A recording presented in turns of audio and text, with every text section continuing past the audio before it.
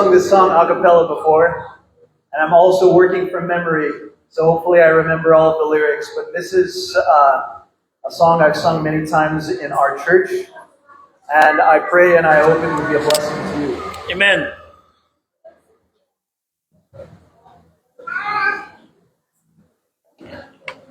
God reigns in holy perfection, sinless, so pure, no stain. Anger is thunderous wrath set against hell's domain. My life began in condemnation, sinful and destined to die. On my own, I found no consolation, until the day a spotless lamb heard my cry. This holy God who looks within cannot see my sin. There is a precious Lamb who stands in between. Amen. Now there is no condemnation. I know such freedom from sin. There's not a doubt that across heaven's portal, as God declares that I'm sinless within between. Amen. Oh, precious is the flow that makes me white, who stands in between. Amen. Amen. Amen.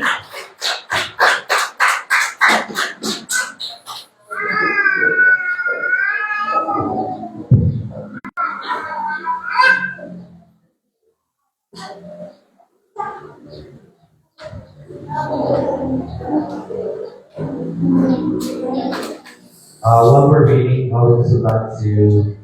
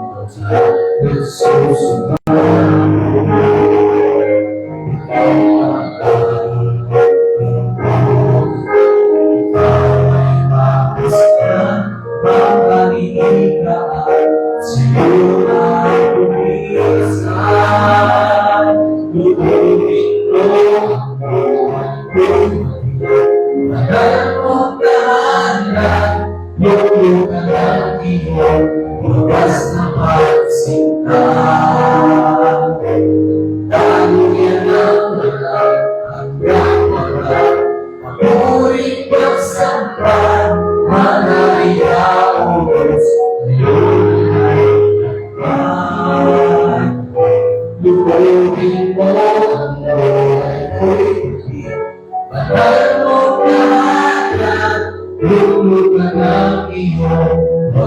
sumasikap. Dahil ang wala hanggang mga ako'y pagsamba ng hari-hari Diyos ngayon at kailanman. Magaling ang Diyos ngayon at kailanman.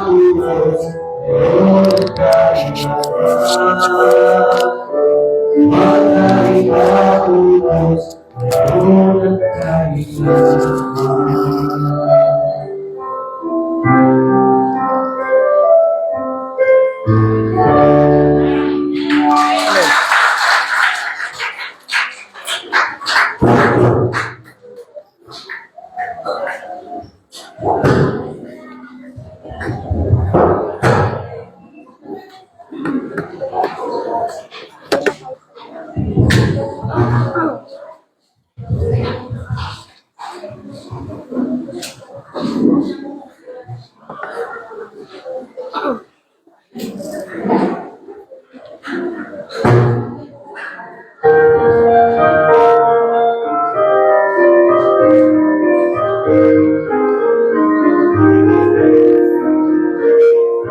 Lord, walking through in each day, that's all you can do.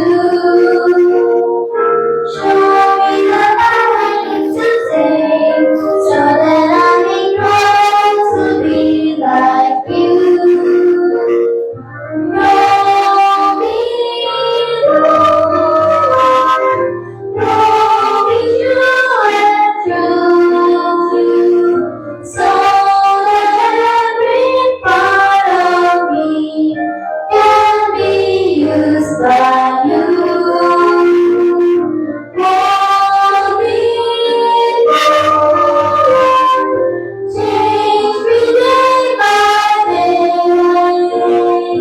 Fill the hidden heart of me and grow me, Lord, I pray.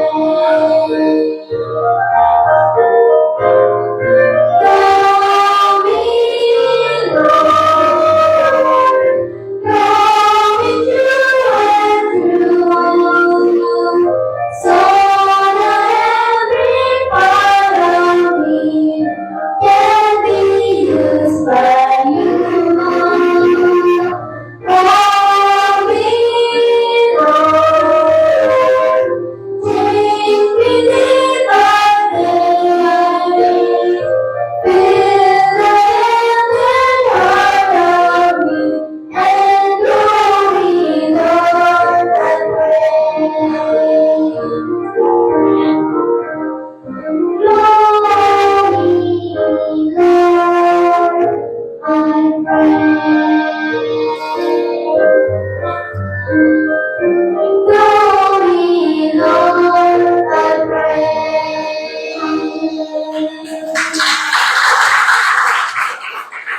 Amen. Tayo natin tumayo. Let's all stand, please.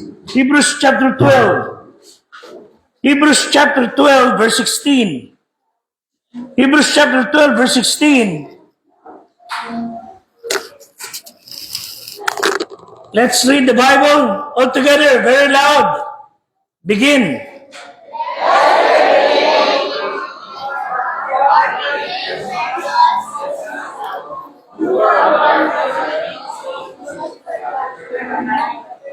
Okay, let's read it in Tagalog. Okay, let's read it in Tagalog. Begin.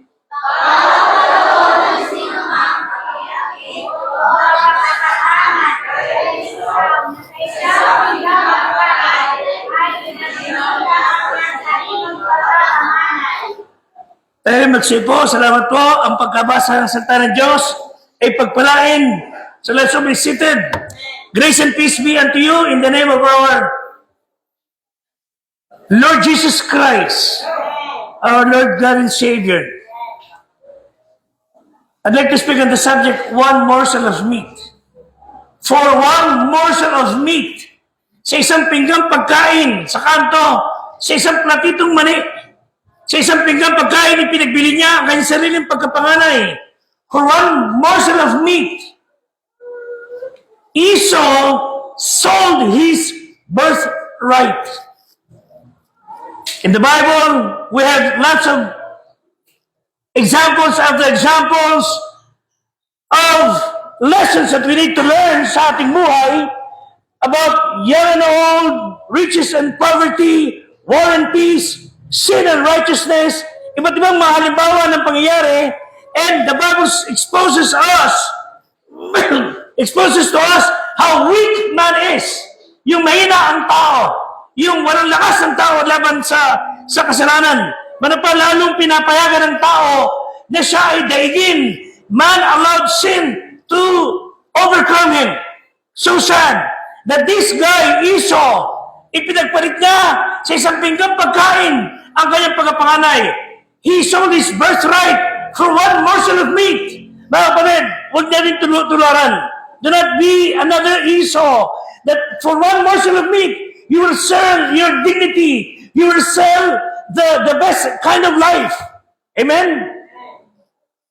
Sa isang pinggang pagkain, ipinagpalit ni Esau ang napaka-importante bagay. Let me give you the background. Dito yung babasahin. It will be bold. Genesis 25, 27 and following.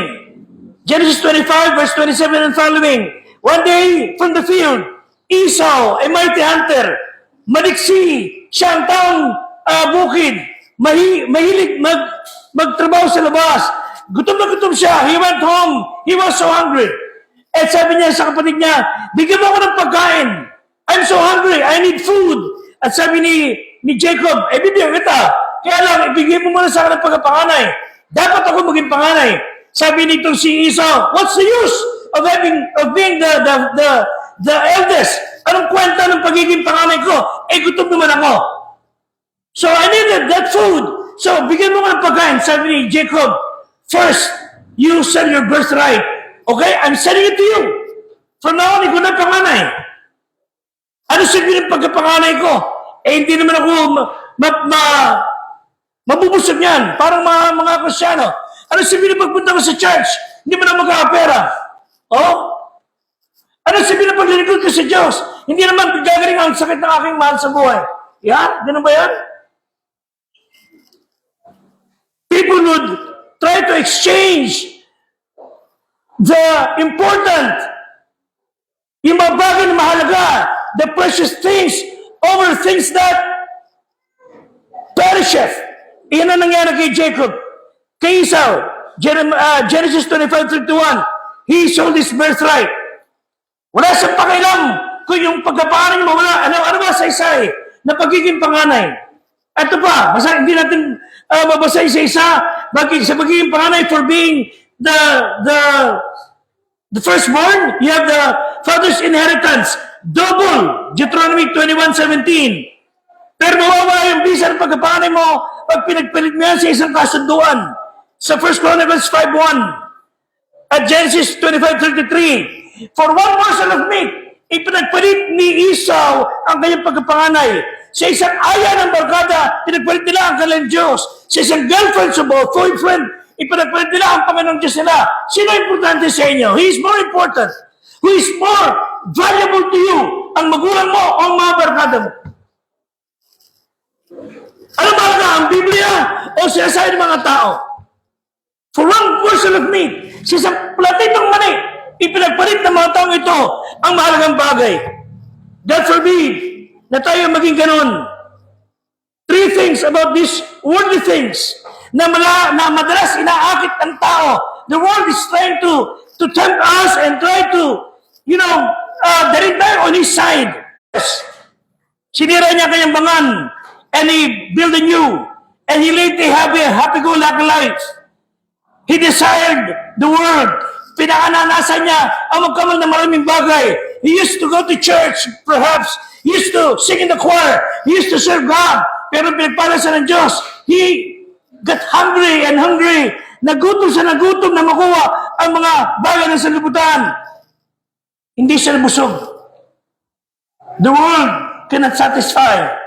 Amen? Worldly things cannot satisfy. Ang mundo will keep you thirsty and hungry.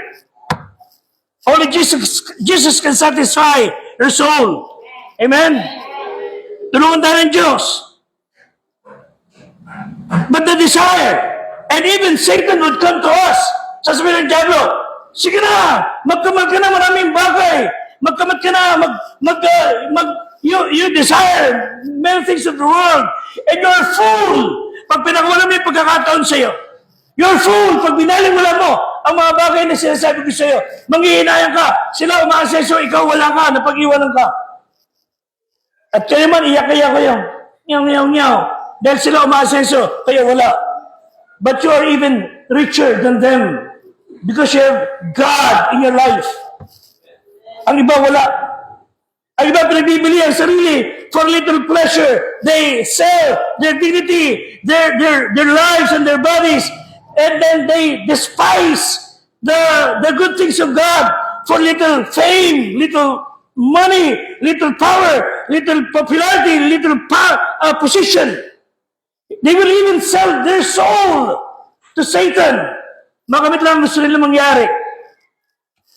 Couple, boy and girl, teenager, just come out from graduation.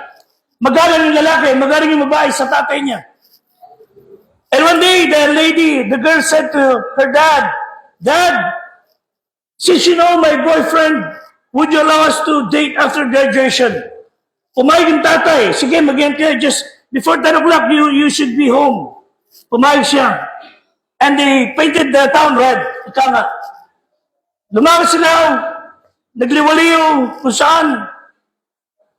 9:30, tumitingin yung mag-asawa. Our daughter should be here. Dapat nakauwi na. 10 o'clock. Nag-alala na. Her parents, her boss worried. 10:30, wala pa. Nagkita na sila waiting for the daughter to come home. 11, 12, 12:30. Nagring ang phone. At the end of the phone, is this the house of Mr. So-and-so? Yes, this is a police station. Would you come to the station? Kinakabahan yung magulang. They were so worried and so shocked when they arrived at the police station. And the police said, don't be shocked. Your daughter is in the morgue. Nasa morgue. Gata-gata yung tatay. How come? Paano nangyari? Mabait siya anak ko. Sino kumanang kalapastangan sa kanya? Bakit ano nangyari sa kanya? You should come with us. Sumama sila sa hospital. Inside the morgue. Dalawa ang nakahiga, covered with cloth. Punta sila sa anak nila. Iyak sila. They're so sad and broken-hearted, in pain. Dahil yung anak nila, ando dun patay. Lots of dream and future. Lying dead.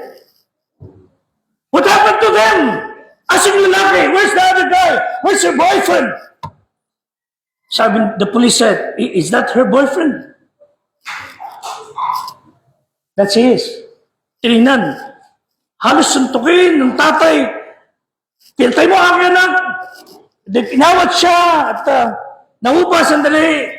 Sabi, please, don't make any commotion here. Huwag kang magwala rito. Tingnan ko nangyari. Pero sabi ng tatay, what happened to them? And the police showed a bottle of wine.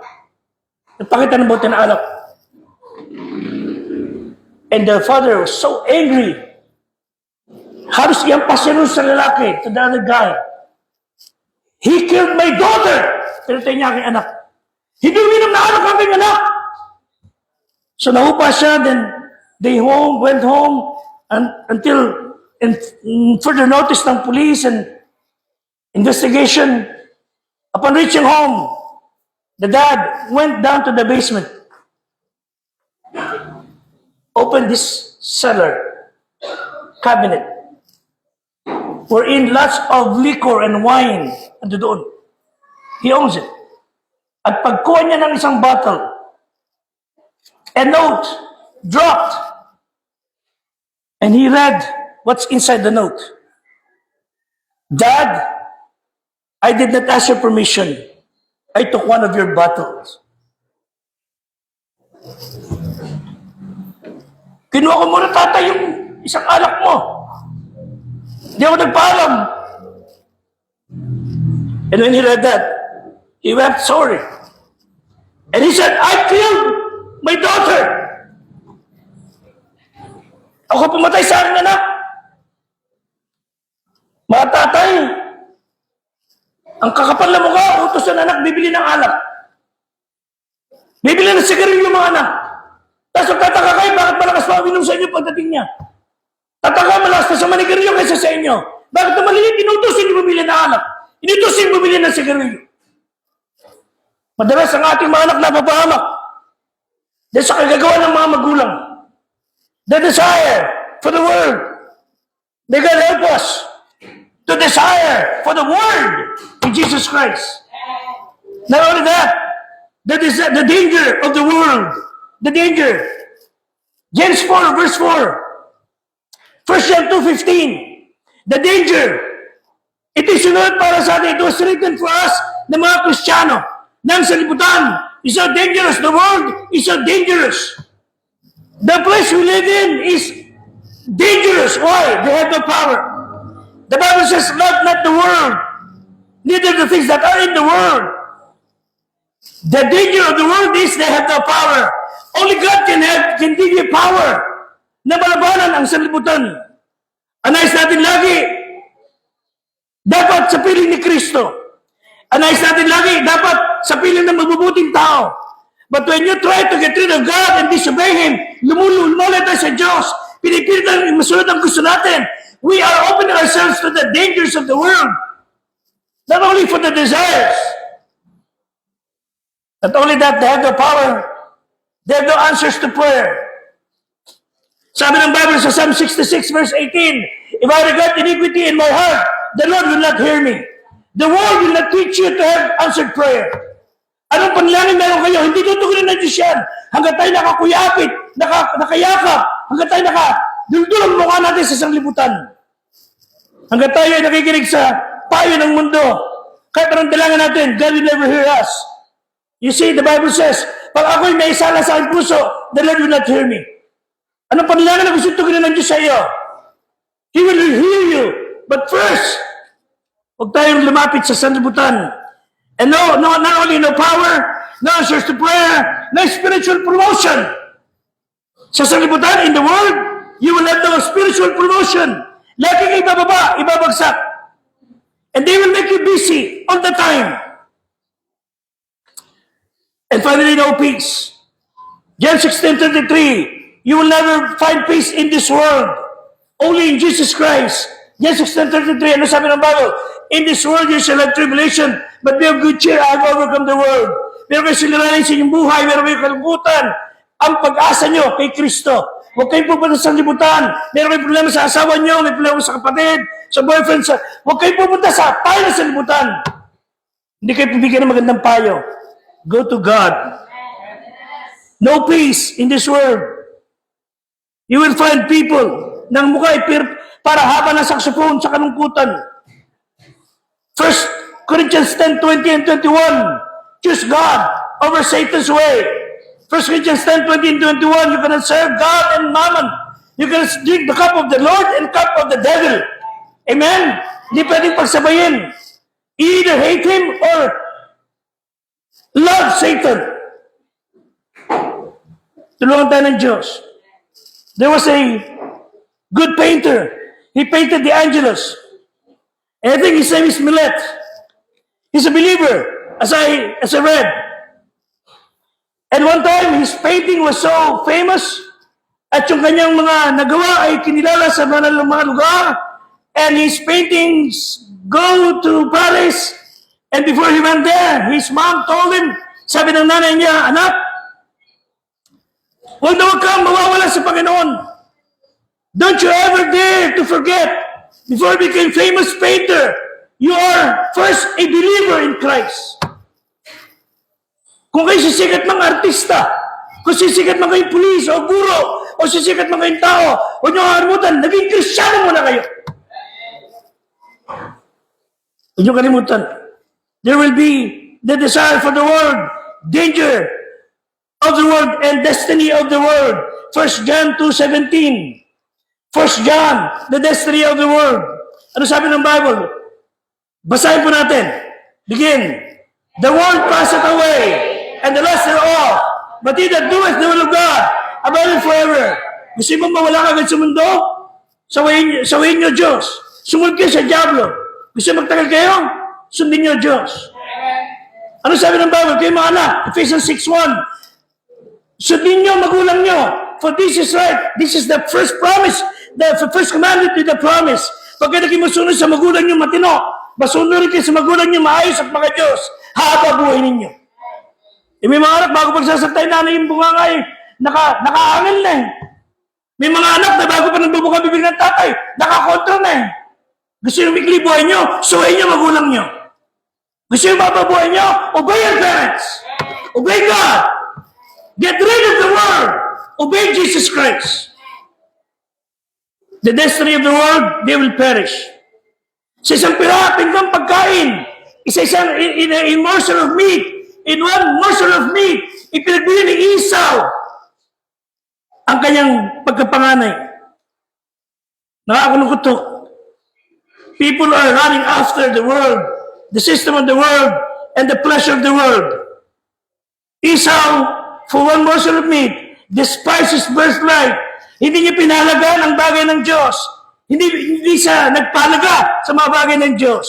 At pag ginawa po ninyan sa Diyos, hindi rin niya kayo pahalagahan. Tulungan tayo ng Panginoong Diyos na huwag ipagpalit for one morsel of meat ang mahalagang bagay. Choose God and you will abide forever. Let's all stand, please. Let's pray.